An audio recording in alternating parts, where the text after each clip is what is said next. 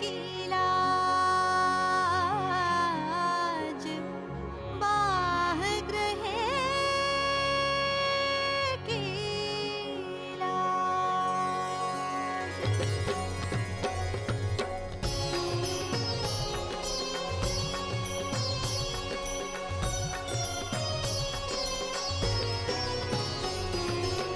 पूर्ण ब्रह्म ब्रह्म से न्यारे, आनंद अखंड अपार मेरे वाला जी, आनंद अखंड अपारे, आनंद अखंड अपारे।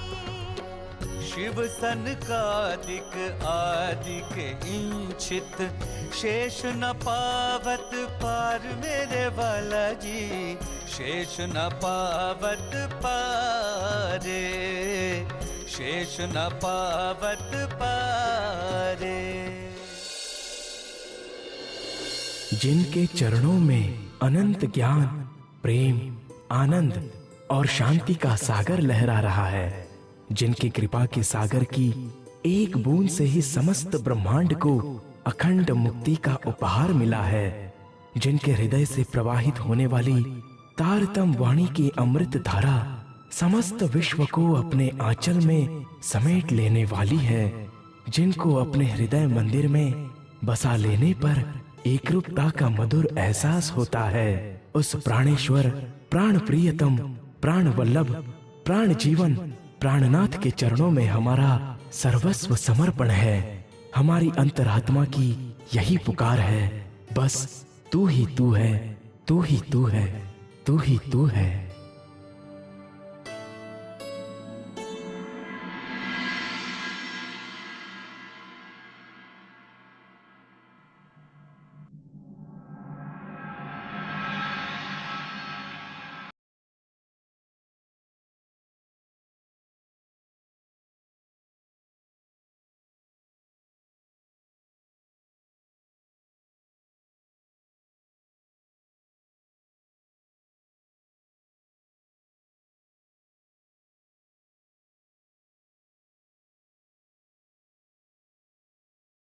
अब में गैब इस्लामी फलसफा के जाहिर का ही बातिन बयान किया गया है और खत भिजवाने वाले ने कियामत और इमामत के जाहिर होने का भी दावा किया है।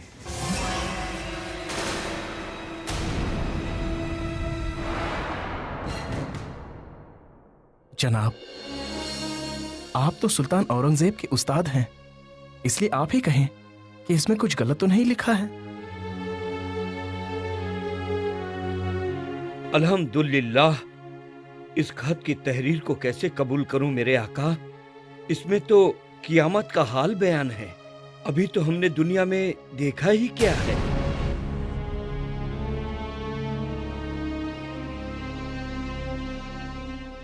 जनाब आला, ये तो अजीम मुकदमा है। इसके लिए सुल्तान हजरत आलमगीर की व तमाम आलिम दीन की रजामंदी बहुत ज़रूरी है। इसलिए आप बाद में तशरीफ़ लाइए, हम सलाह मशवरा करके आपको जवाब देंगे। ठीक है शेख साहब, अब हमें इजाज़त दीजिए।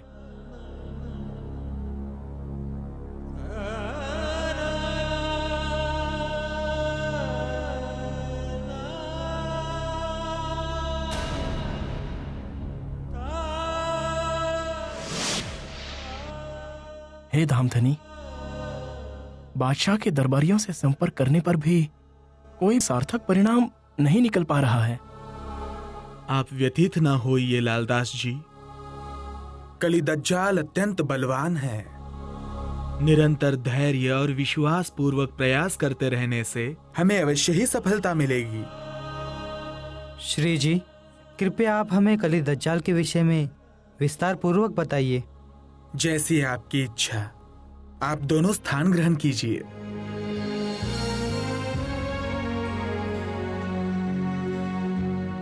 इस संसार में कोई भी मनुष्य अपना बुरा नहीं चाहता। सभी प्रेम, शांति एवं आनंद के मार्ग पर ही जाना चाहते हैं, परंतु कलयुग के प्रभाव से न चाहते हुए भी वे बुरे कर्म कर बैठते हैं। उसने सबकी बुद्धि को ऐसा भ्रमित कर दिया है कि किसी के भी दिल में नेकी की चाहत व बुरे कर्मों का डर नहीं रहा।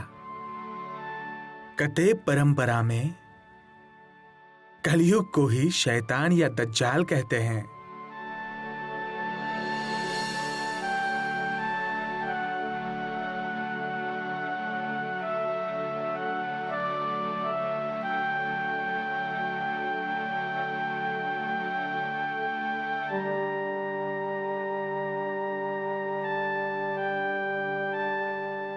या मुर्शिद पाक, आपका इल्म बेमिसाल है। आज किस्मत से आपका दीदार हो गया। क्या मैं आपका परिचय जान सकता हूं? जी हुजूर, मैं सूरत का एक कारोबारी हूं। अभी आपने जो कलयुग दज्जाल के बारे में कहा है, उससे संबंधित मेरे पास दज्जाल नामा नाम की एक किताब है, जिसमें दज्जाल के बारे में बहुत विस्तार से बयान किया गया है। अच्छा, तो क्या आप हमें वो किताब दे सकते हैं? उसकी जो भी नेछावर होगी हम आपको दे देंगे। जी हजरत, इसकी कोई आवश्यकता नहीं है। सेवा का ऐसा मौका तो किस्मत से ही मिलता है। आप बस परवरदिगार से मेरे लिए दुआ कीजिए और किसी को मेरे साथ भेज दीजिए। ये तो बहुत ही नेकी का काम होगा। लालदास जी, आप इन साहब के साथ जाइए और वह किताब लेकर आइए। जैसी आपकी आज्ञा धामधनी जी। जाइए। चलिए जनाब।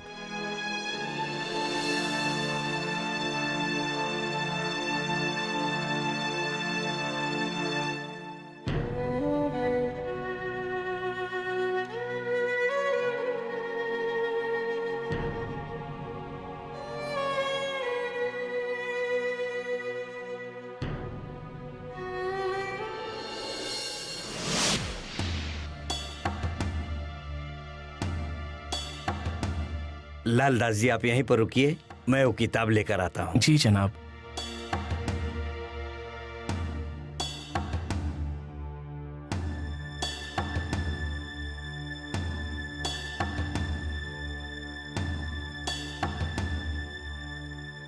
हे नादान, यह क्या कर रहा है? एक बैरागी के हाथ में ये किताब दे रहा है। जानता नहीं कि यहाँ कट्टर शरीयत का कानून है। जरा सोच कि अगर इस किताब का जरा भी गलत इस्तेमाल हुआ और हुक्मरानों को इस बात का पता चल गया कि ये किताब तूने दी है, तो तेरी खैर नहीं होगी। क्या हुआ भाई साहब, आप क्या सोच रहे हैं? कहीं आपका किताब देने का इरादा तो नहीं बदल गया? नहीं भाईजान,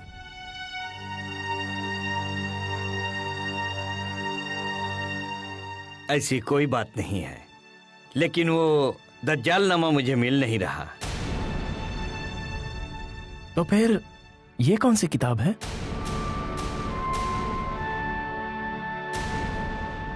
जनाब, ये तो तफसीर हुसैनी है। अच्छा, क्या लिखा है इसमें? इसमें कुरान मजीद का फारसी में अनुवाद और व्याख्या है। यह किताब मशहूर बुजुर्ग मवाहिब आलिया हजरत मौलाना कमालुद्दीन हुसैन बिन अली वाइस कश्फी के द्वारा लिखा गया है। ये किताब हम मुसलमानों के लिए बहुत अहम है। तब तो ये किताब हमारे लिए भी महत्वपूर्ण हो सकती है। आप मेहरबानी करके हमें यही किताब दे दीजिए। माफ कीजिए जनाब, ये किताब मैं आपको नहीं दे सकता। ये किसी की अमानत है। वैसे आप अभी तशरीफ ले जाइए। मैं वो दज्जाल नामा किताब तलाश करके रखूंगा और जैसे ही वो मिल जाएगा मैं खुद आकर आपको पेश कर दूंगा।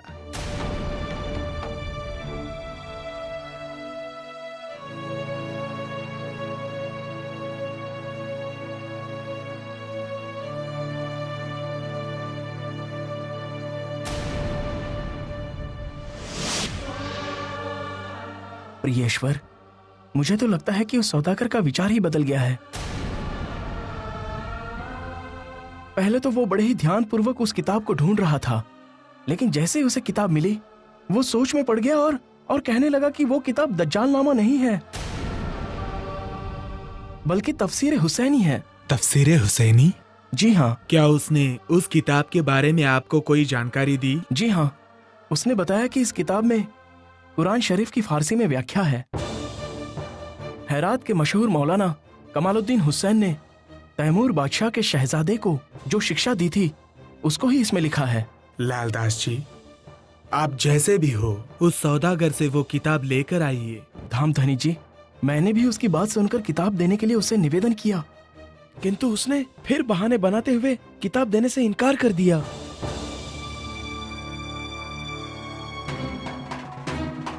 श्री जी साहब, इस सेवा का अवसर आप मुझे दीजिए।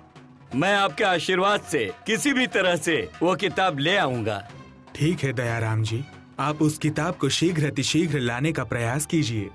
यदि ऐसा हो पाया तो यह आपकी बहुत बड़ी सेवा होगी।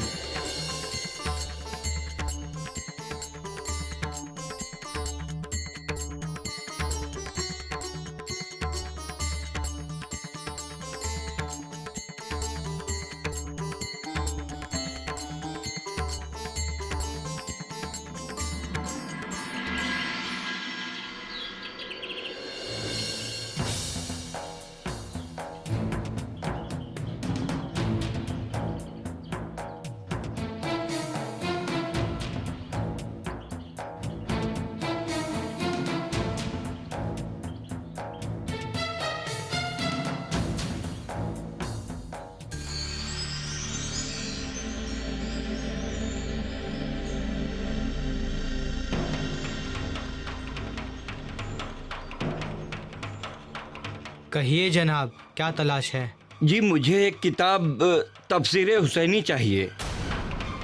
जी, ऐसा है, मेरे एक पुराने कारोबारी दोस्त मिर्जा साहब हैं। उन्होंने खत लिखकर मुझसे यह निवेदन किया है कि मैं उनके लिए तफसीर हुसैनी खरीद कर उन्हें भिजवा दूं। अब दोस्त के लिए इतना तो करना ही पड़ता है। क्यों, ठीक है न जनाब?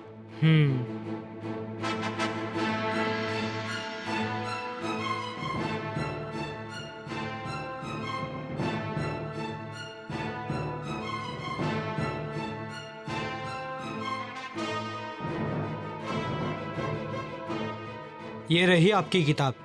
इसकी कीमत 40 रुपए है।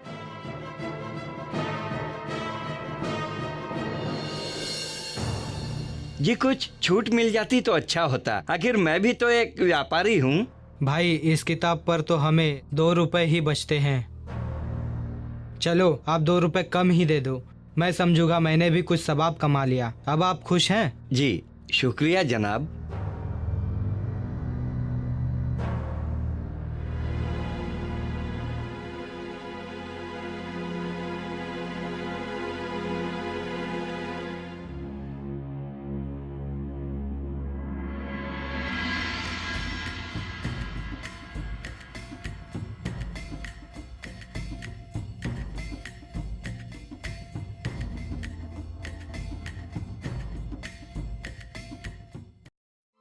प्रणाम।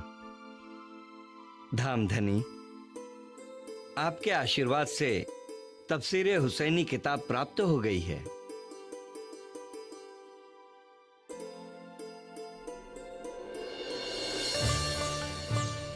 कुरान तफसीर हुसैनी, बुजरक यह पेड़ से कहनी।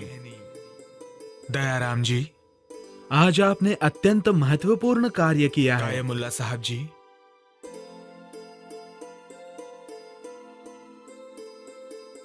आप इस किताब को पढ़कर इसका अर्थ सुनाइए।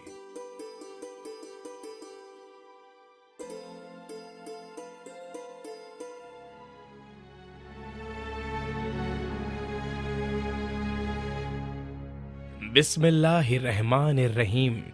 शुरू करता हूँ उस खुदा के नाम से जो निहायत रहम वाला है। इन्ना अंज़िलनाहु फ़ी लैलतुल क़द्री, यानी शब कद्र, यानी शर्फ और इज्जत वाली रात। इसमें जो कोई इबादत करता है वो मोअज़्ज़िज़ और मुशर्रफ हो जाता है। कद्र की रात बेहतर है 1000 महीने से। कि बनी अस्राइल के योद्धा ने 1000 महीने धर्म युद्ध किया उस शख्स के वास्ते बेहतर है जो उस रात को पाए और इबादत में फज्र कर दे। उस रात को फरिश्ते रूहों समेत ज़मीन पर आते हैं खुदा के हुक्म से एक बड़े काम को जिसका खुदा ने हुक्म फरमाया है। उन पर सलामती है सब परेशानियों से शबे कद्र की सुबह होने तक। प्यारे सुंदर साथ जी, ये रात्रि दुनिया की रात्रि नहीं है। ये रात्रि हक ताला ने मोमिन रूहों को एक लम्हे में दिखलाई है। ये रात्रि नूर से पूर बहुत बड़ी है, 1000 महीनों से भी ज्यादा, यानी 83 साल और 4 महीने का समय। 10वीं सदी के बाद जब अर्शे अजीम से रूहें और नजदीकी फरिश्ते अपने परवरदिगार के हुक्म से इस फानी दुनिया का खेल देखने अवतरित हुए हैं। कायमुल्ला जी, आप आगे कुछ और भी पढ़कर सुनाइए। सूरह कौसर, इन्ना अतैना कल कौसर, यानी हमने तुमको कौसर अता फरमाया है। बहुत मशहूर हदीस में ये बात है कि हौज कौसर की सैर महीने भर की राह है। उसका पानी दूध से भी ज्यादा सफेद, उसकी खुशबू अंबर कस्तूरी से बेहतर है। उस हौज का पानी सितारों की तरह रोशन है। हदीस में है कि कौसर के किनारे जवाहरात से जड़ित और उसकी खाक में मश्क से भी ज्यादा खुशबू और बर्फ से भी ज्यादा सफेदी है। जो भी इस हौज का पानी पिएगा वो कभी प्यासा न रहेगा। प्यारे सुंदर साथ जी, ये उस अलौकिक हौज कौसर का वर्णन है जिसका निर्मल जल दूध से भी अधिक उज्जवल है, मिश्री से भी अधिक मीठा और कस्तूरी से भी अधिक सुगंधित है, जिसके किनारे नाना प्रकार के रत्नों से सुसज्जित हैं। इसके पवित्र जल में सभी रूहें अनादि काल से इश्क व आनंद की लीला करती रही हैं। आगे और सुनाइए कायमुल्ला जी। महामत कहे मोमिनो, लो हकीकत कुरआन, ढूंढो फिर के नाजी को जो है साहिब ईमान।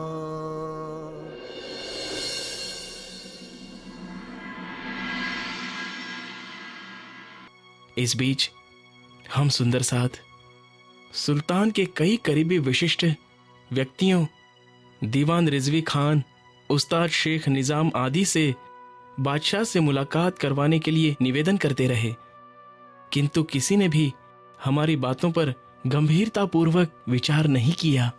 तब श्री जी ने हम सभी सुंदर साथ से मिलकर विचार विमर्श किया कि बादशाह औरंगजेब तक सत्य ज्ञान का संदेश पहुंचाने के लिए अब हमें क्या करना चाहिए। प्यारे सुंदर साथ जी, हम आज ये विचार करने के लिए एकत्रित हुए हैं कि इन परिस्थितियों में बादशाह तक सत्य ज्ञान का संदेश पहुंचाने के लिए हमें क्या करना चाहिए। इस विषय में आप क्या कहना चाहेंगे लालदास जी?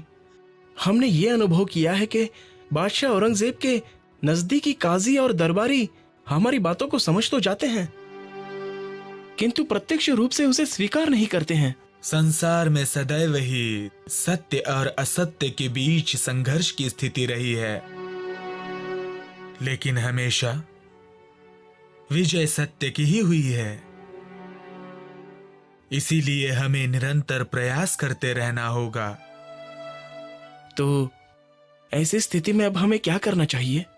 हमें युक्ति से काम लेना होगा। बादशाह के 5 नजदीकी दरबारी हैं, काजी शेखुल इस्लाम, शेखुल निजाम, आकिल खान, दीवान रिजवी खान और कोतवाल सिद्दीक फौलाद। उन्हें कान्हजी भाई डाकिये के रूप में हमारा संदेश पहुंचाएंगे और उन सब से उसका जवाब भी लिखित रूप में मांगा जाएगा। जो आज्ञा धामधनी जी, यह तो मेरा सौभाग्य होगा। जब श्री प्रहलाद जी ने मुझे चमत्कारिक रूप से अहमदाबाद में फांसी से बचाया था, तो मुझे किस बात का डर। शाबाश कान्हजी, तुम्हारी सेवा भावना सबके लिए प्रेरणादायी है। कायमुल्ला जी, मैं जैसा कहता हूं आप वैसा लिखते जाइए। बिस्मिल्लाहिर्रहमानिर्रहीम, अल्हम्दुलिल्लाहि रब्बिल आलमीन। आपके सामने कयामत व इमामत का अजीम मुकदमा पेश है, लिहाजा गौर व फिक्र के साथ इन बातों का सहूर करें,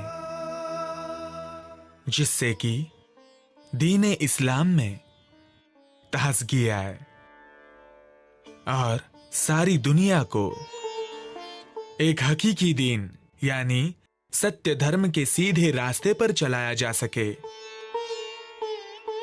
पाक मस्जिद नबवी से आए वसीयत नामों से ये बात साबित है कि पाक कलाम मस्जिद व हदीसों में जिन शख्सियतों यानी हजरत ईसा रूहल्लाहू व आखरुल इमाम मोहम्मद महदी साहिबुज़्ज़मा के प्रकटन की बात कही गई है, लिखा आपने।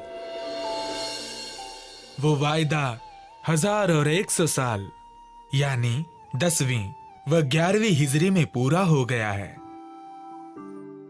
साथ ही इल्मे लदुन्नी का वो खजाना भी जाहिर हो गया है, जिससे कि कलाम मस्जिद में शामिल तीनों तरह के हरूफों यानी हरूफ मुख्तात, मुतशाबिहा तथा मुहकम का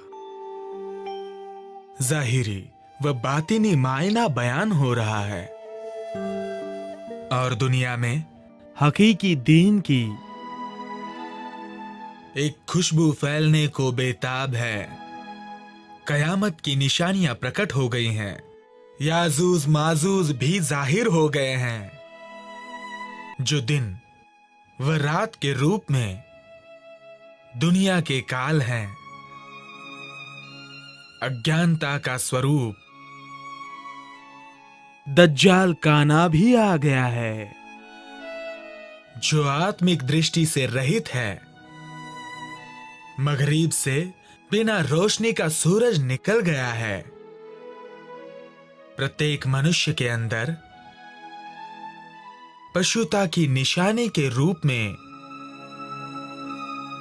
दाबतुल अर्ज जानवर भी प्रकट हो गया है। असराफिल फरिश्ता इल्मे लदुन्नी का सुर फूंक रहा है। यदि आप इस सत्य हकीकी दिन की नूरी दौलत से माला माल न हो सके तो रोज़े हश्र को हजरत सल्लल्लाहु अलैहि वसल्लम की शिफायत क्यों कर वह कैसे हासिल करेंगे।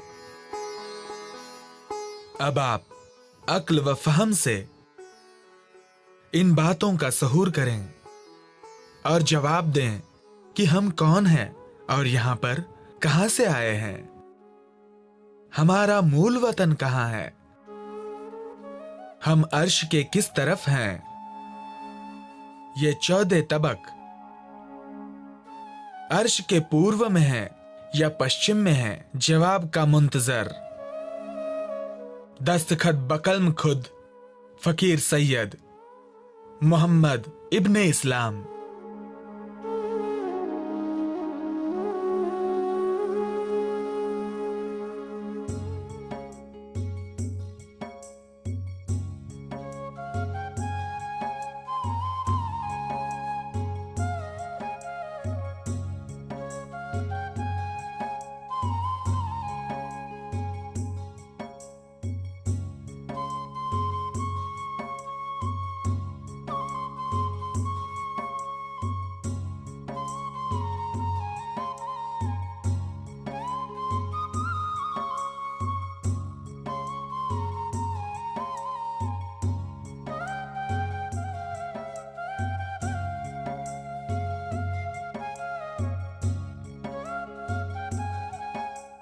कायमुल्ला जी, आप इस खत की 5 नकलें तैयार करें और कानजी भाई को दे दे।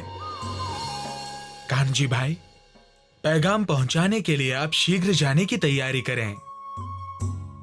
जो आज्ञा धामधनी जी। लालदास जी, सुरक्षा के दृष्टिकोण से कान्हजी भाई के पीछे हमेशा 2-3 सुंदर साथ रहने चाहिए। इसकी व्यवस्था आपको देखनी है। जी, आपके निर्देश का मैं पूरा ध्यान रखूंगा।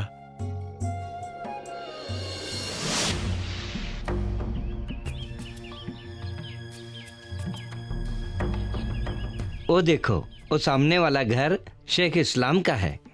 ठीक है, मैं जाता हूँ। आप दोनों यहीं रुक के मेरे आने की प्रतीक्षा कीजिए।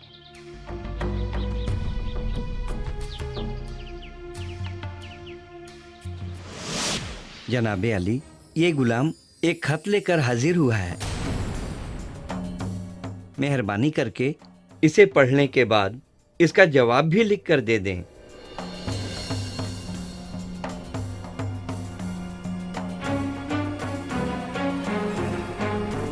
हजरत ईसा रुहल्लाहु व आखरुल इमाम मोहम्मद मेहदी साहिबुज़्ज़ुमा का ज़हूर हो गया है। इल्मे लदुन्नी का गैब खजाना भी ज़ाहिर हो गया है।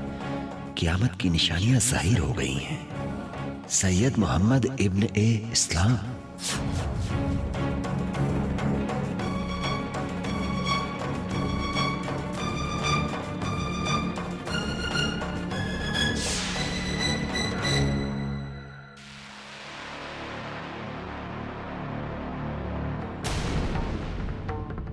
तुम कौन हो और ये पैगाम कहां से लेकर आए हो?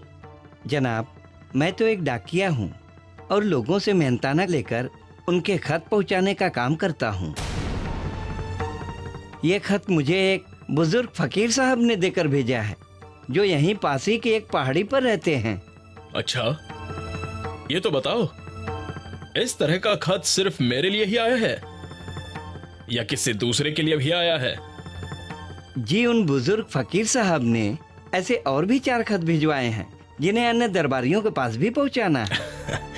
जरा हम भी तो सुने कि ऐसे खत और किन किन दरबारियों को पहुंचाने हैं। हजरत, वे 4 खत शेख निजाम साहिब, जनाब रिजवी खान, जनाब अकील खान और जनाब सिद्दीक फौलाद को देने हैं। तो ठीक है, पहले तुम उन सबको ये खत दे आओ और उनके जवाब मुझे लाकर दिखाओ। इंशाअल्लाह फिर मैं भी अपना जवाब जरूर दे दूंगा।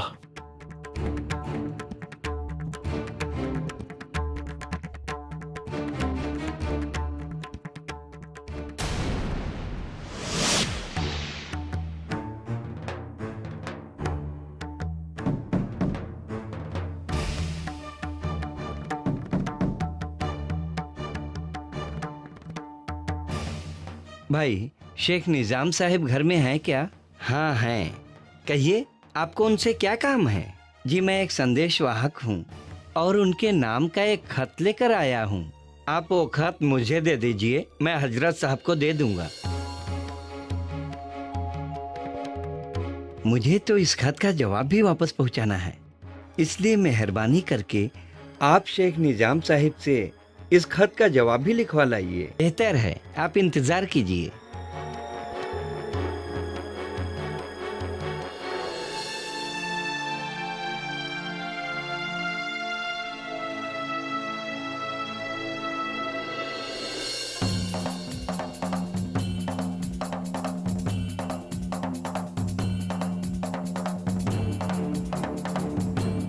आसारे क़यामत और इमामत के बारे में लिखकर किसने भेजा है तुम्हें? जी जनाब, एक फकीर ने। कौन फकीर? क्या तारुफ है उनका? जी जनाब, उन्होंने अपना परिचय फकीर सैयद मोहम्मद इब्ने इस्लाम बताया है और वो पहाड़ पर एकांत स्थान में रहते हैं।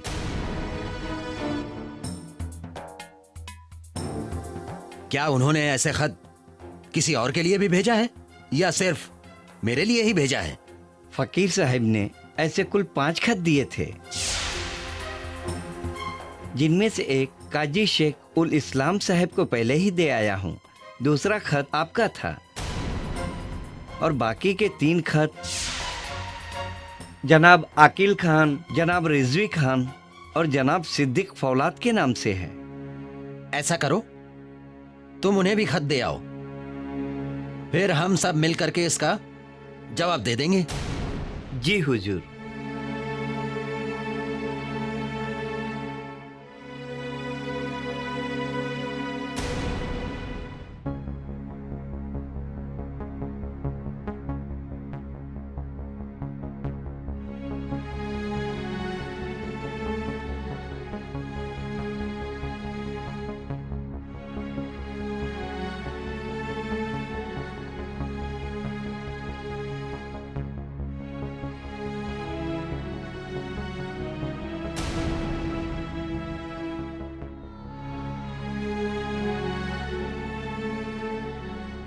जनाब अस्सलाम वालेकुम। वालेकुम अस्सलाम। जनाब, एक खत आपके लिए एक फकीर साहिब ने भिजवाया है और हाँ, उन्होंने इसका जवाब भी मंगवाया है।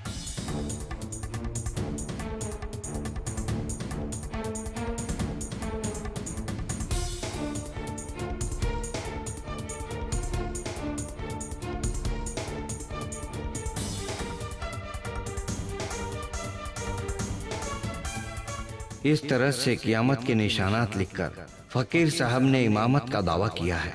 मुझे इस गंभीर मामले में शामिल होने से बचना होगा और हिकमत से काम लेना होगा। लेकिन भाई, इस खत पर मेरा नाम तो लिखा ही नहीं है, फिर मैं ये कैसे मानूं कि यह खत मेरे लिए है? ओह, मुझसे गलती हो गई। उन फकीर साहब ने तो इस खत में आपका नाम लिखने के लिए कहा था, लेकिन मैं ही भूल गया। नहीं जनाब, ये खत आप वापस ले जाइए। मैं ये खत नहीं रख सकता। मेरा यकीन कीजिए जनाब,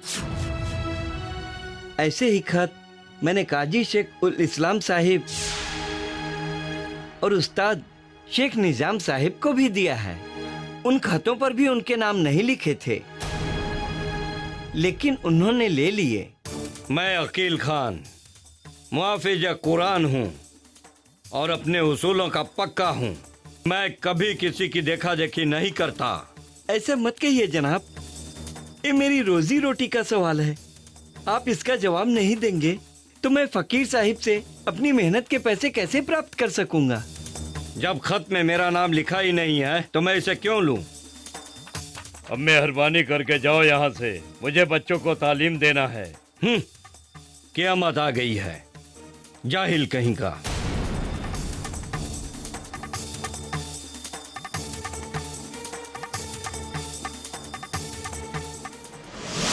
जनाब आली, आप तो सुल्तान के दीवान और सलाहकार हैं। आप हमारा काम जरूर करवा सकते हैं। अल्हम्दुलिल्लाह, मैं आपसे वादा तो नहीं करता, लेकिन इंशाअल्लाह मैं अपनी तरफ से पूरी कोशिश करूंगा कि आपका काम हो जाए। आदाब हुजूर, ये काशिद आपके लिए खत लेकर आया है और कहता है कि आपकी हाथ में देगा। लाओ, वो खत कहाँ है? ये लीजिए हजरत, खत भिजवाने वाले फकीर साहिब ने इसका जवाब भी मंगवाया है।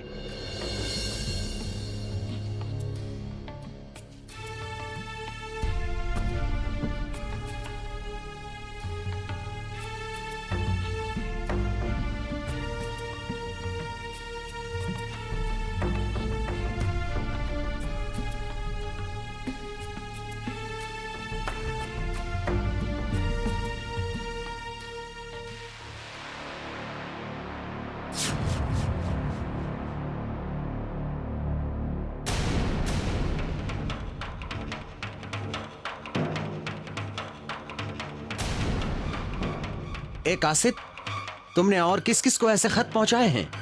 जी जनाबे आली, आपको मिलाकर कुल 3 लोगों को मैं ऐसे खत दे चुका हूँ। इसके बाद चौथा खत शहर कोतवाल सिद्दीक फौलाद साहिब को जाकर देना है। तो ठीक है, तुम उनके पास भी खत पहुंचा दो और सबका जवाब लेकर मेरे पास आओ। फिर इंशाअल्लाह मैं भी जवाब दे दूंगा। शुक्रिया जनाब।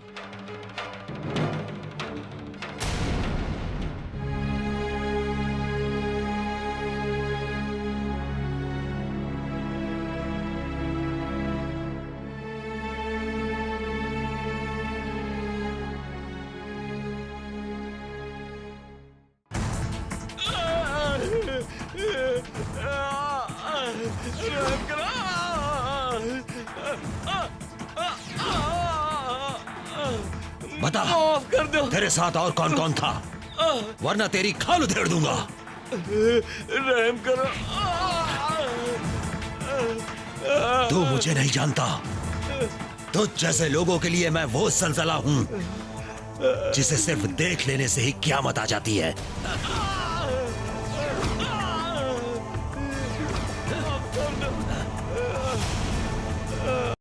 ओए नामुराद, कौन है तू और यहाँ कैसे आ गया? जनाब, मैं कासिद हूँ और हुजूर की खिदमत में एक खत लेकर हाजिर हुआ हूँ। तो खड़े खड़े मेरा मुंह क्या देख रहा है? दे दे सिपाही को और दफा हो जाए यहाँ से। लेकिन हुजूर आली, खत भिजवाने वाले फकीर साहब ने इसका जवाब भी मांगा है।